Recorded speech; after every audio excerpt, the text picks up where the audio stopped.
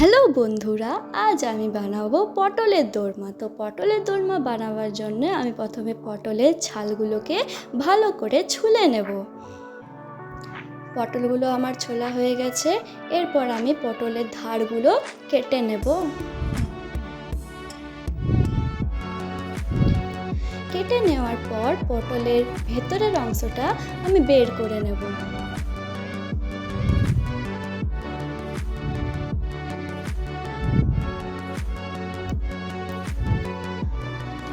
এই দেখুন, আমি পটলের ভেতরের অংশটা ভালো করে বের করে নিয়েছি। এবার এর মধ্যে কিছু কাজু, কিশমিশ এবং পেঁয়াজ ও আদা লঙ্কা নিয়ে এটার একটা পেস্ট আমি বানিয়ে নেব।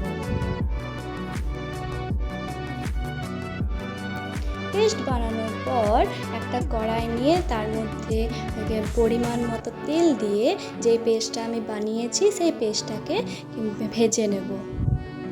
এর মধ্যে স্বাদ মতো নুন, হলুদ, স্বাদ মতো চিনি, ধনে জিরে গুঁড়ো দিয়ে পরে আমি এটাকে ভেজে নেব ভালো করে। আমার ভাজা হয়ে গেছে।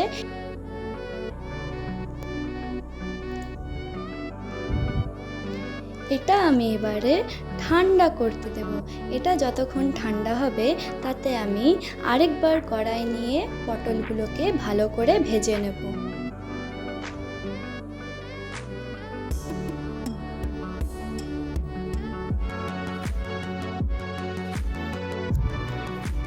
আপনারা কিন্তু ভিডিও ছেড়ে যাবেন না, লাস্ট পর্যন্ত দেখবেন পটলের দোরমা রেসিপিটা কেমন হচ্ছে।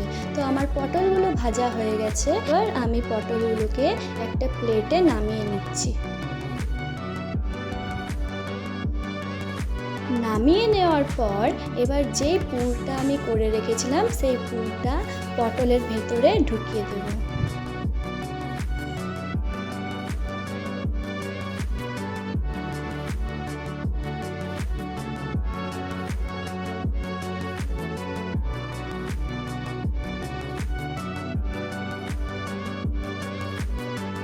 এবার আমি ওই পেস্টটার মধ্যে কিছু টমেটো, পেঁয়াজ ও রসুন নিয়ে আবার এটাকে পেস্ট করে নেব গ্রেভির জন্য।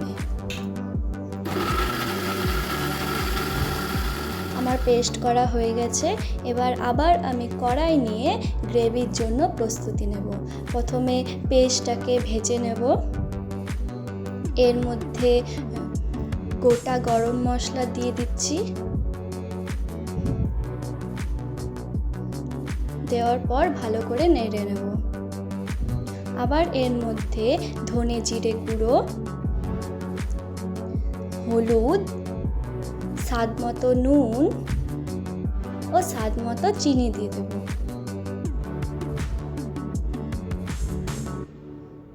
আর একটু ভালো করে নেড়ে এর মধ্যে দিয়ে দিচ্ছি লঙ্কা গুঁড়ো, মিট মশলা এবং শাহি গরম মশলা। এরপর এটাকে ভালো করে নেড়ে নেব। এবার লো ফ্লেম করে এটাকে কিছুক্ষণ রাখবো। এই দেখুন, আমার ভালো করে এটা ভাজা হয়ে গেছে। এবার আমি এর মধ্যে জল দিয়ে দেব। এটা লো ফ্লেম থেকে এটা ভালো করে হবে। হয়ে গেছে। এবার আমি পটলগুলোকে এর মধ্যে দিয়ে দেব।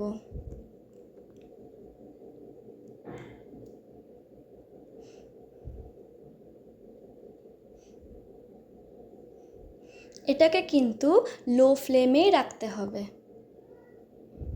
এই দেখুন, আমার পটলের দোরমা হয়ে গেছে। এবার এটাকে আমি ভালো করে নেড়ে নেব।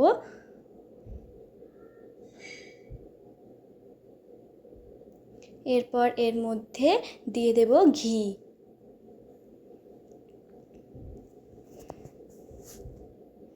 আবার ভালো করে নেড়ে চেড়ে এবার আমার পটলের দোরমা রেডি হয়ে যাবে।